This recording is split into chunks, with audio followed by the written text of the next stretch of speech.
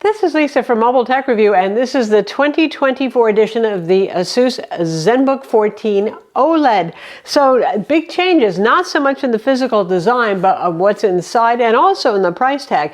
So it used to be the Zenbook 14 was the value leader. It started at like $700. That's with an AMD CPU. AMD's great, not saying that isn't good, but more basic configuration, like 8 gigs of RAM and a 256 gig SSD.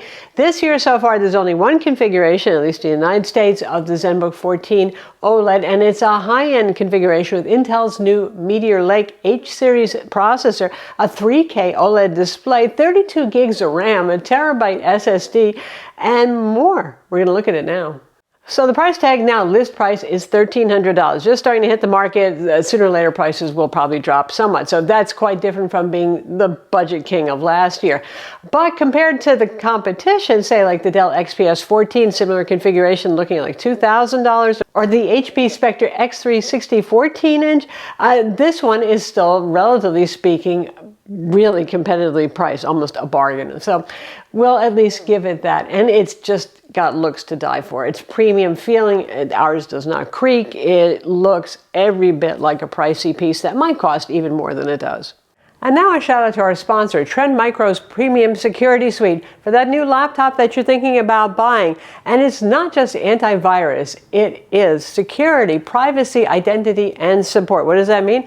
You get your antivirus, of course, nice lightweight antivirus protection, but you've also got identity theft protection, dark web monitoring, you've got a VPN for privacy, so if you're out in the coffee shop, at public airport, wherever it is, you can stay safe.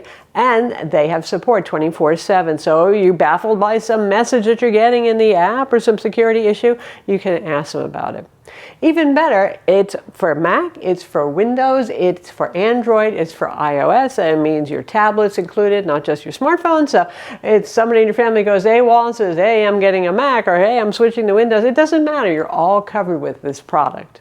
So be sure to use my link in the description to get Premium Security Suite. And now, back to our video. So the build is beautiful. The color is very nice. We have the blue one, obviously, but there's also a silver option. One thing to note is that they used to have their active number pad, so the touchpad would turn into a number pad. Ours doesn't have this. Will this be available in other regions or in other models? I don't know. I know a lot of people love that feature. Sorry, it's not there. It's a mechanical traditional touchpad. While we're talking about such things, the keyboard on this is 1.4 millimeters of travel, which isn't bad.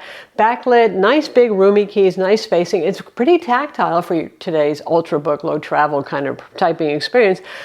I like it pretty well. There's a Windows Hello IR camera on this. There is no fingerprint scanner on it. And let's just talk about Intel Meteor Lake, which is what the 14th generation processor is called, that for everything other than a gaming laptop or mobile workstation that goes with the even more high-powered processor. Meteor Lake, we have an Intel Core Ultra 7 CPU H-series, and it is very performant. It's just somewhere between the old Ultrabook 28-watt CPU and a 45-watt gaming laptop CPU. So that's not too bad. In fact, this same CPU is used in some thin and light gaming laptops for 2024. So you're getting a good amount of performance here. Now, obviously, how much they can squeeze out of that depends on the chassis size.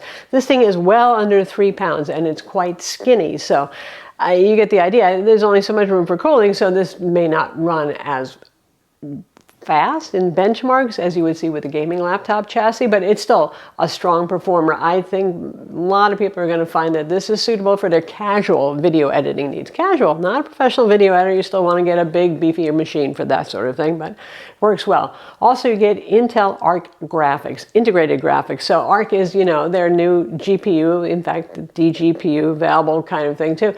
So it's more performant. So there's two things that Intel had to do to actually play catch up with the competition for.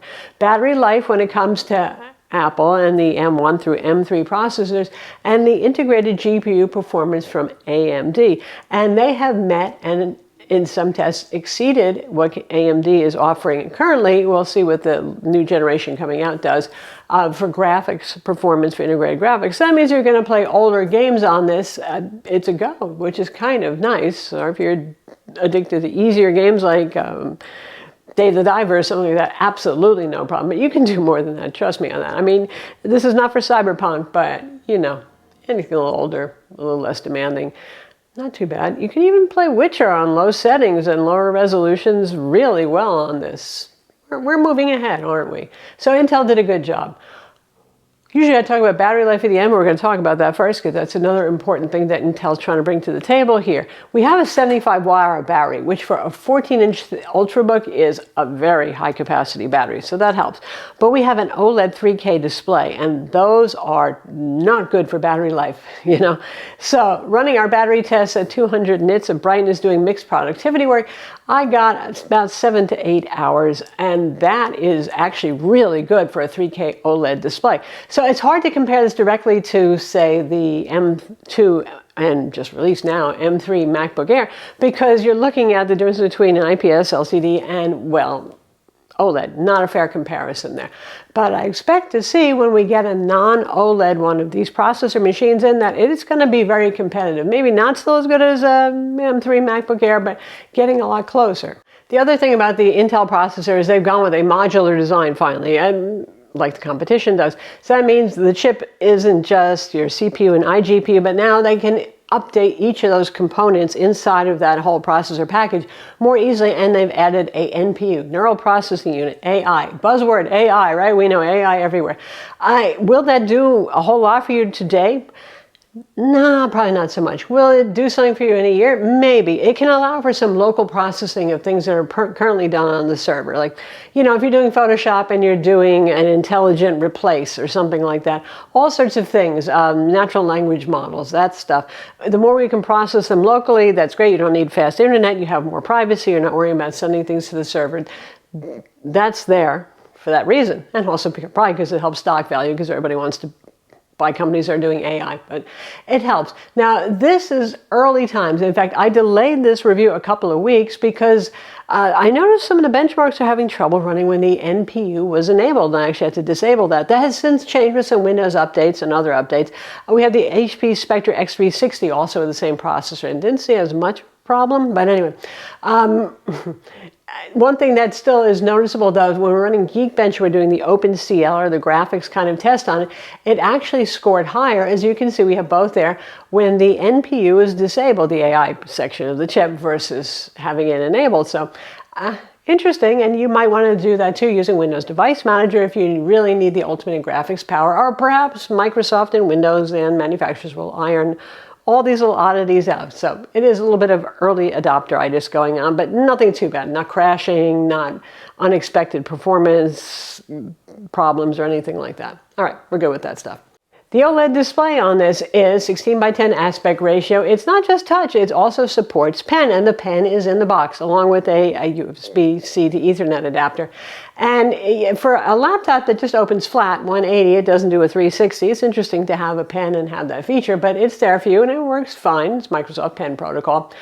It's a glossy screen, but it's a very nice OLED panel. Yes, they do come in different quality grades, and this one is quite good. You've got your full DCI P3, you've got pretty much full Adobe RGB, and the calibration out of the box is excellent, very accurate. So for those of you who are actually getting one of these to do some content creation stuff, that's important because some OLEDs still ship kind of with blown out colors, and you know, you can't do color accurate work that way. So good job, Asus.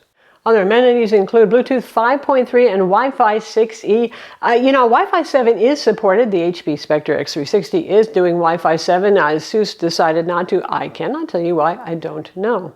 The other thing that stands in favor of this, especially when you're looking at Dell XPS models, is legacy ports. HDMI 2.1, a USB-A port, a headphone jack too, and of course Thunderbolt 4 is on board as well. So connectivity is not constrained, and it's not annoying. For something this thin and light, I do appreciate that. In terms of upgradability, we're not even going to look at the internals because not much to see here. It's your typical Ultrabook. We get 32 gigs of RAM, which is a lot, and it's soldered on, and well, good thing because you can't upgrade that. And you'd have an M.2 SSD slot, a standard SSD slot on board here. So typical for the Ultrabook kind of experience. So that's the Asus Zenbook 14 OLED for 2024, and it's a gorgeous looking device. The build quality on this is good. The performance is very good. The OLED display is lovely. The only thing is it's going to be confusing the buyers who used to look at this as being the, well, under $1,000 kind of budget offering with OLED model. Obviously, that's not what it is anymore, but versus the competition, it is priced well. And I'm having trouble finding really anything to really complain about with it, other than some stability with performance drivers, that sort of thing, but that will get ironed out, and I don't think that's particularly just about Asus. It's about a whole new processor line coming out. I'm Lisa from Mobile Tech Review. Be sure to subscribe to our YouTube channel for more cool tech videos, and thumbs up if you like this vid.